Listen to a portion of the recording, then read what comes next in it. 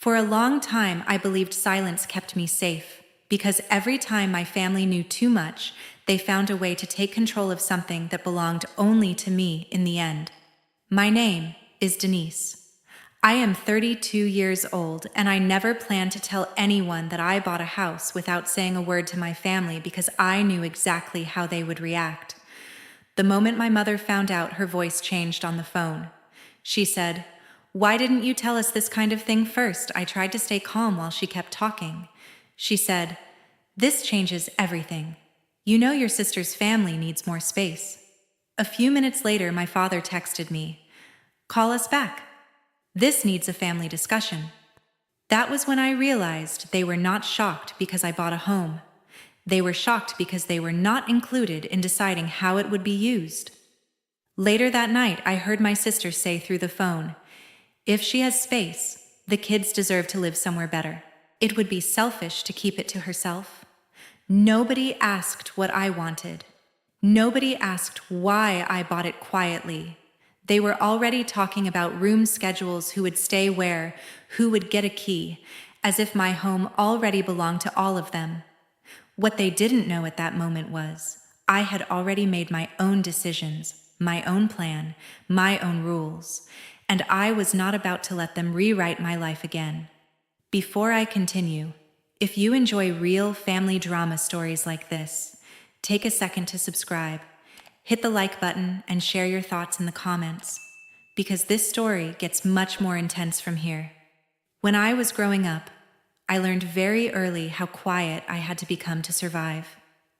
Growing up inside my home meant learning how to sit inside conversations without ever being invited into them, even when I understood every detail and could sense the outcome long before anyone spoke out loud.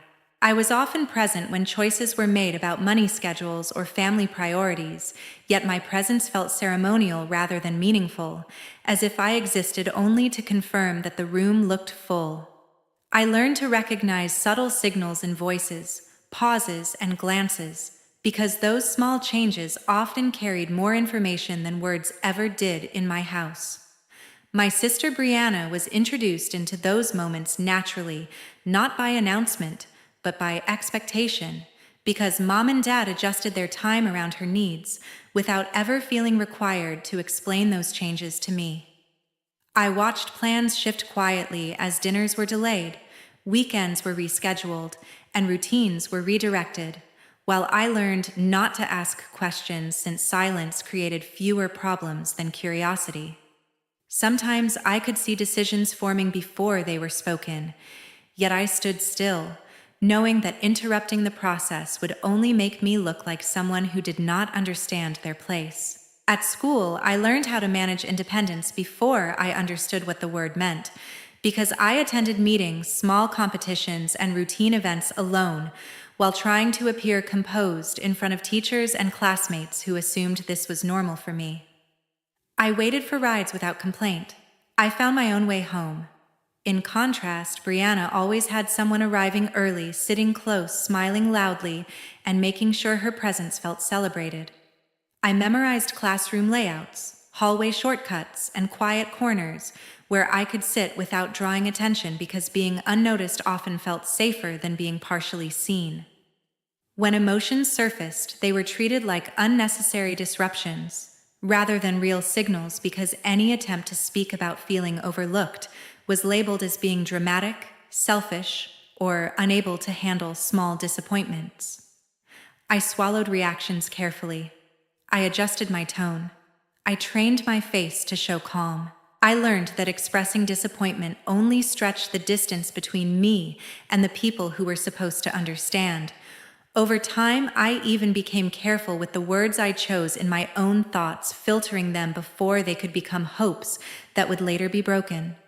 Over time, I stopped searching for approval and shifted into observation, studying how people behaved rather than hoping they would change, because watching quietly allowed me to anticipate moments of rejection before they arrived. I learned when to speak less, when to move out of sight, and when to accept that certain kinds of warmth were never intended for me, even though I remained physically close to everyone. I became skilled at acting unaffected, mastering the art of appearing stable even when I felt invisible. Mom and Dad never did anything outwardly cruel, yet their quiet patterns taught me that attention could be selective, affection could be structured, and belonging could be conditional if you were not the one they instinctively protected. Those lessons settled deep inside me and stayed there, shaping the way I listened, reacted, and hoped in every year that followed, leaving behind a sense of caution that never truly faded. At 18, money stopped being an abstract idea and became a daily pressure. The first time Mom asked me to start contributing financially while I was still living under their roof, I understood something had shifted permanently inside our family dynamic, because support was no longer a given, but a transaction that came with quiet expectations I was never invited to discuss. I helped with groceries, small bills, shared utilities, everything that could ease their burden, but no one ever asked how this affected my own plans or fears. So I began to accept that protecting my future would never be their responsibility.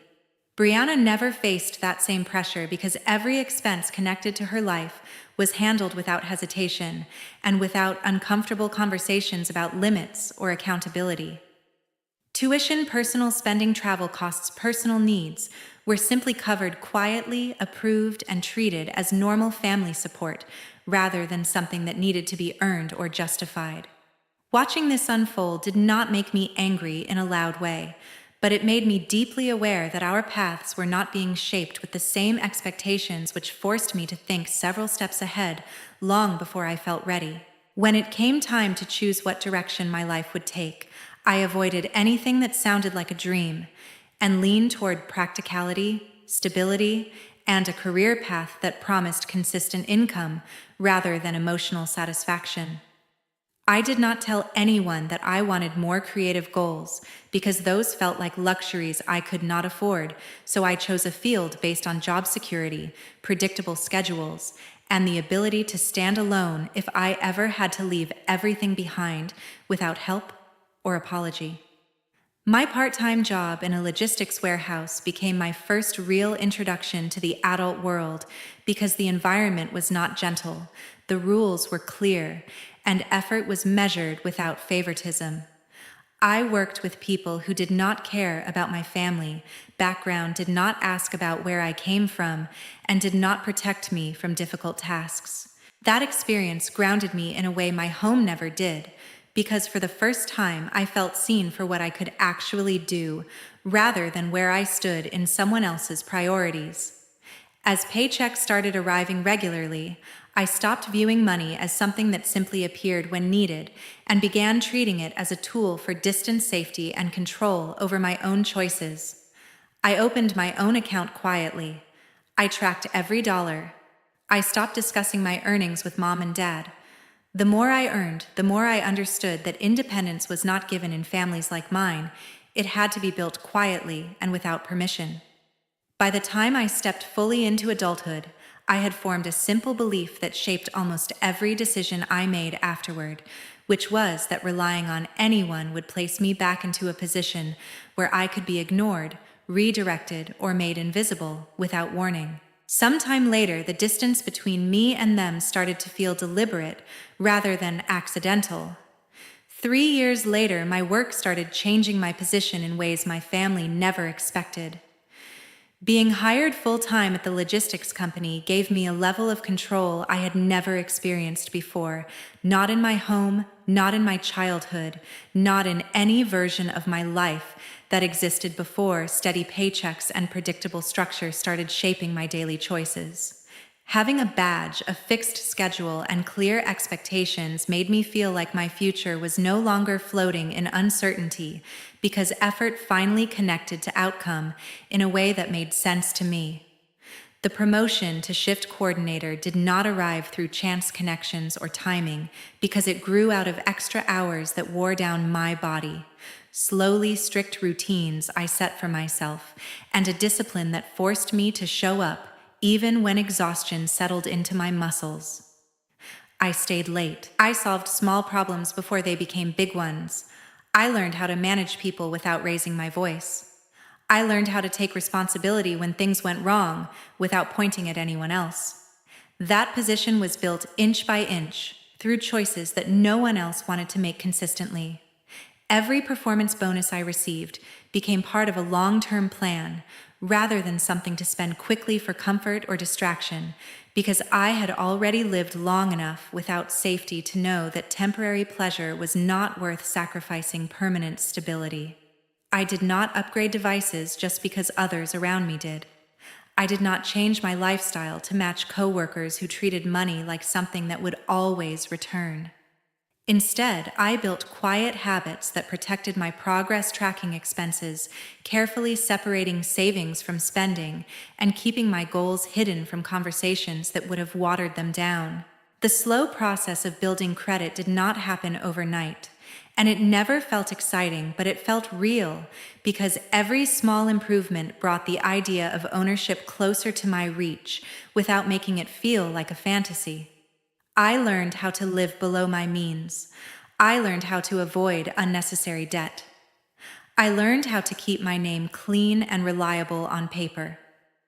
For the first time, the thought of owning a home stopped sounding like something people like me could never touch and started feeling like a mathematical goal that could be planned step by step. Signing the mortgage contract did not happen in a rush of emotion celebration or outside validation, because I had been preparing for that moment quietly for longer than anyone in my life could imagine. I read every page. I asked questions no one asked with me. I understood what I was committing to without needing reassurance. I did not tell Mom. I did not tell Dad. I did not tell Brianna. That silence was deliberate, built from years of learning that what I created alone could be taken away the moment it became convenient for someone else. Standing inside that decision felt different from anything I had ever felt before. Not loud, not triumphant, but steady, because it was the first major move in my life that belonged only to me, without explanation or apology. I carried the knowledge quietly. I protected it. I let it grow in private. Not long after that, everything I had worked for started colliding with the life my family had imagined for me. 2 weeks later, silence was no longer an option. What I thought would stay private began slipping out of my control through one careless conversation I later learned about when Tanya, a colleague who had heard fragments of my plans in passing, mentioned my home search in a casual tone to someone who did not need to know. She did not mean harm yet. That small reveal became a doorway, because suddenly, what I had protected so carefully was being treated like shared information, as if my future belonged to a wider group than just me. Instead of asking how I felt, Mom and Dad began sending emails that felt more like proposals than messages, each one filled with links to larger houses, multi-bedroom layouts, and comments typed with certainty about what would be better for everyone without ever checking whether that vision matched mine. Their subject lines sounded polite. Their meaning felt heavy. I could sense the expectation growing, building silently behind every message they sent. Brianna's messages shifted in a way I could not ignore, because she was no longer asking questions but giving directions using phrases like, "we should," and "you'll need to," as if the outcome had already been agreed upon without my presence. Her tone was calm, yet final. That calmness was what unsettled me most, because it showed me how clearly they had arranged my role without ever speaking to me directly. I chose not to respond immediately, not because I felt trapped or unsure, but because I wanted to see how far they were willing to go once they believed the path was clear. Silence gave me a vantage point. It gave me space to observe their patterns without interrupting the flow they thought was accelerating toward their desired ending. I held my ground quietly while they grew bolder in their assumptions. The invitation to dinner arrived through a short message that carried the softness of family tradition on the surface, yet underneath it carried the structure of a meeting agenda that had already been written. Mom said it would be nice to catch up. Dad added that it would be good for alignment. Neither of those phrases sounded like warmth. They sounded like preparation. I accepted the invitation without asking questions, because I understood that refusing would only change the location of the conversation, not its content. During those 2 weeks, I began to feel something new inside me, a calm that was no longer built from avoidance but from awareness, because I was no longer the quiet figure waiting to be told where I belonged. I had watched them long enough. I had listened closely enough.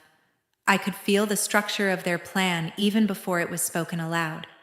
At work, everything stayed normal, which gave me an anchor that felt real, while the emotional tension at home slowly thickened because inside the warehouse, there were no hidden agendas, only tasks that measured effort honestly.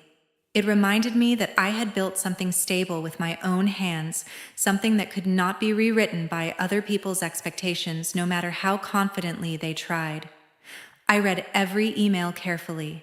I opened every link they sent.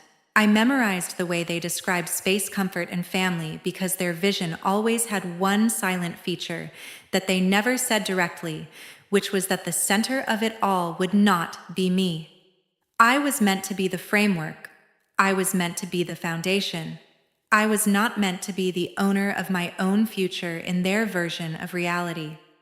By the time the dinner approached, I understood something with complete clarity, which was that my silence had already done its work, because it let me see the full shape of what they wanted, without them ever realizing that I was studying every move.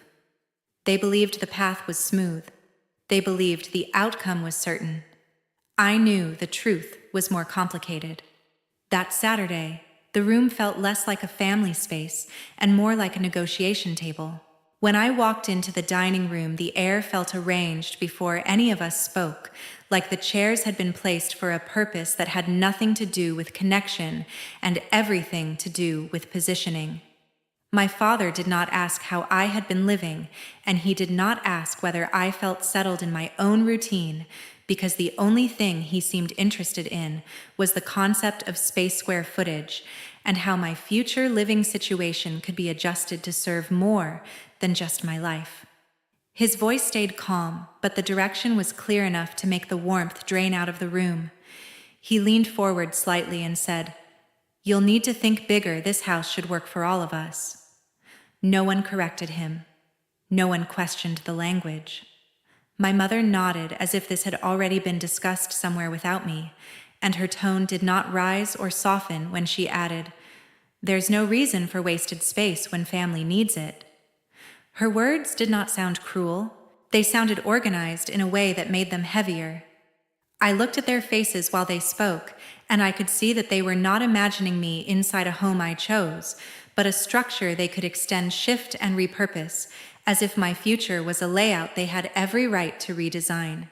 Brianna did not smile, and she did not interrupt either, because her stillness felt like confirmation that this plan had been forming long before I ever sat down in that chair. I felt my hands tighten slightly under the table, but my voice stayed controlled, because I had never learned anything from reacting too fast. The words came out of me without hesitation, not as a weapon and not as a confession, but as a fact I had carried quietly for a long time. I already bought a house. No one said congratulations. No one reached for me. No one asked where it was. The silence that followed did not feel empty. It felt physical, as if the air itself gained weight and leaned into the space between us, because their expectations had just collided with a reality they had never planned for. My father leaned back slightly, but he did not speak at first, and his eyes shifted in a way that suggested calculation instead of concern. My mother folded her hands and looked at the table rather than at me, as if the surface wood could offer some explanation she was not ready to ask for directly.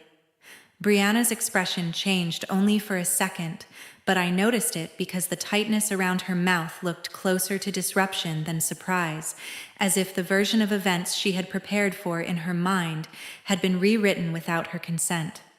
The quiet stretched longer, and this time it did not feel like control, because no one was directing it. It belonged to me. I sat there without filling the space for them, without explaining how long I had planned or how carefully I had prepared, because I understood in that moment that they were not struggling with the idea of me owning a home, but with the loss of their place inside that decision. Their world had just shifted by a few degrees, and they did not yet know how to realign themselves. That was when I realized something clearly, not with anger, not with fear, but with calm certainty, because the room was no longer built around what they needed. It was reacting to what I had already done without permission. The conversation never returned to warmth after that, but the silence no longer belonged to them either. 10 days later, the situation stopped being emotional and started becoming legal. The first mistake happened quietly, so quietly that I did not recognize it as danger when it happened because it looked like something harmless wrapped in familiarity. When Mom came by that afternoon, she walked through the house, slowly touched the door frame, commented on the light in the kitchen, and smiled in a way that felt softer than usual.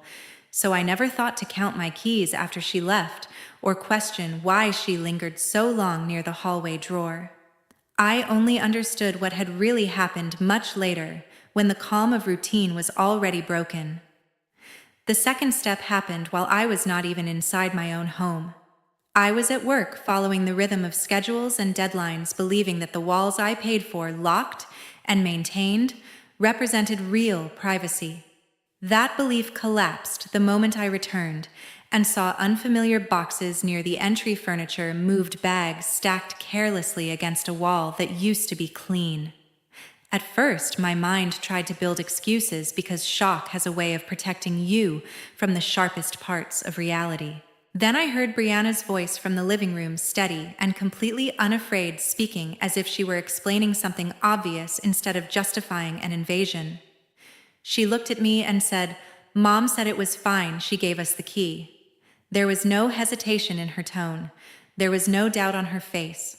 The confidence scared me more than the action itself because it showed me how deeply they believed I would step back quietly like I always had. I did not yell. I did not cry. I walked to the kitchen, placed my bag down slowly, and let my thoughts line up in a way that felt colder, but far more solid than anger. Years of being unseen had trained me for that exact moment because I understood that chaos would only serve the people who had crossed the line, while control would serve me. I picked up my phone in front of them without shaking, without raising my voice, and spoke to the operator clearly enough to be understood, without needing to repeat myself. "This is my house, and they are here without my consent." Those words did not feel dramatic. They felt factual, heavy, and clean. When the officers arrived, the house felt smaller than it ever had before. The air was tight. The silence carried weight. They took notes, carefully asked calm questions, and walked through the rooms without touching anything with emotion, because for them it was procedure, while for me it was a line finally being drawn. They created an official record. They wrote names. They documented that entry had happened without permission. Brianna tried to explain. Mom stood still. No one touched me. The most surprising part was not the fear I expected to feel, but the clarity that settled in me because for the first time the story was no longer about who felt hurt or who felt offended. It was about documented facts, recorded statements, and a paper trail that belonged to me. The situation had moved out of the space where they held power and into a space where their assumptions no longer protected them. The door closed behind the officers with a sound that felt final in a way I had never experienced before, and I did not regret it. 6 months later, quiet no longer felt empty. It finally felt safe. The first real change appeared when Brianna started receiving rejections from landlords who had once approved her applications within days. Her rental history began to work against her because records from the previous property inspection surfaced during routine background checks showing patterns of unauthorized access, reported disturbances, and unresolved disputes. For the first time, she could not rely on charm pressure or silent assumptions to open doors, because every form she submitted returned with polite refusals that revealed how fragile her usual strategy had become. Marcus faced consequences that moved slower but carried deeper weight across his professional record. Reports related to unauthorized access began appearing during internal reviews because the incident at my home became traceable after law enforcement documentation entered the system as part of routine archive scans. His contract was shortened, then quietly terminated when supervisors concluded that his involvement created liability risks that could not be absorbed. He never said a word to me after that, but silence often carries louder admissions than apologies ever could. My parents found their usual emotional leverage stripped away piece by piece as legal boundaries began to take effect. The restrictions they once dismissed were enforced, which meant their visits required consent, communication required clarity, and their sudden appearances lost influence completely. They tried polite messages first, then cautious questions, then long emotional paragraphs that barely disguised the frustration of losing control. None of those efforts reached me because distance no longer felt like abandonment, it felt like structure. The final separation became official when I signed legal documents with Daniel, whose role in executing those agreements ensured no emotional argument could override what was written. Each page carried language that removed ambiguity, removed access, removed assumptions, and removed the idea that family emotion should ever stand above personal safety. The signature itself felt simple, yet the meaning behind it carried years of weight because it closed every door they had once tried to open through pressure instead of respect. Safety arrived without celebration, without revenge, without triumph. It arrived in quiet mornings where no one controlled my space. It arrived in evenings where I could lock my door without guilt. It arrived when fear stopped being part of daily routine. I did not feel powerful because I won. I felt grounded because I no longer lived under silent threat. For the first time in my life, family was no longer the thing I feared most. Setting boundaries is not an act of abandonment. It is a form of protection against repeated harm that erodes self-worth over time. Family is not a place where silence should be traded for comfort, or where peace demands personal disappearance to keep others satisfied. Real peace begins when you choose yourself without apology and honor your own safety without waiting for permission from those who never protected you when it mattered most. Thank you for staying with this story until the very end and taking the time to experience each part of this emotional journey. If you have ever faced a situation where setting boundaries felt painful but necessary, your experience may help others who feel alone. What would you have done differently in this situation? And do you believe family should always be forgiven, no matter the cost?